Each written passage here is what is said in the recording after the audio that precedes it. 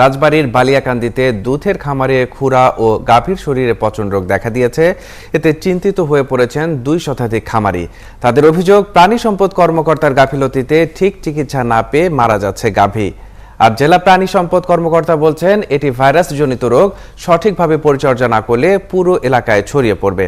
মেহেদী হাসানের তথ্য ও ছবিতে প্রতিবেদন। 2015 সালে একটি অস্ট্রেলিয়ার ফ্রিজিয়ান জাতের গাভী দিয়ে খামার শুরু করেন বালিয়াকান্দি গ্রামের মাসুদ মোল্লা। আস্তে আস্তে তার খামারে গাভীর সংখ্যা হয় 11। কিন্তু চলতি মাসের শুরুতে একটি গাভী অসুস্থ হলে প্রাণী সম্পদ কার্যালয়ে জানালে গাভীর চিকিৎসা করেন ভেটেরিনারি কম্পাউন্ডার আবু হেনা।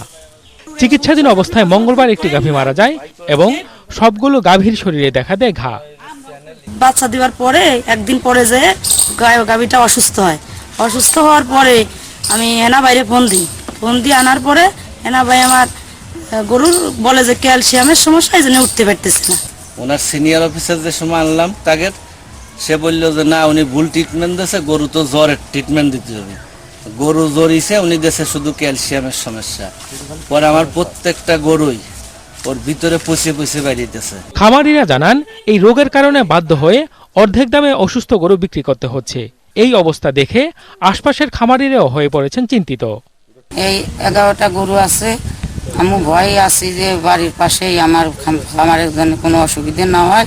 অভিযোগ অস্বীকার করে ভেটেরিনারি কম্পাউন্ডারের দাবি, সঠিক চিকিৎসাই দেয়া হয়েছে। আর জেলা প্রাণী সম্পদ কর্মকর্তা জানান, খুরা বা গাভীর শরীরে পচা রোগ একটি ভাইরাসজনিত রোগ। এই ব্যাপারে খামারিদের পরামর্শ দেওয়া হচ্ছে। আমি তো ওই মুহূর্তে একটা গরু ডেলিভারি করতেছিলাম। ডেলিভারি করা অবস্থায় আমি ডেলিভারি তাড়াতাড়ি করে আমি তার স্যারকে, আমাদের যে ভেটেরিনারি সার্জন, সে ওখানে উপস্থিত হয়।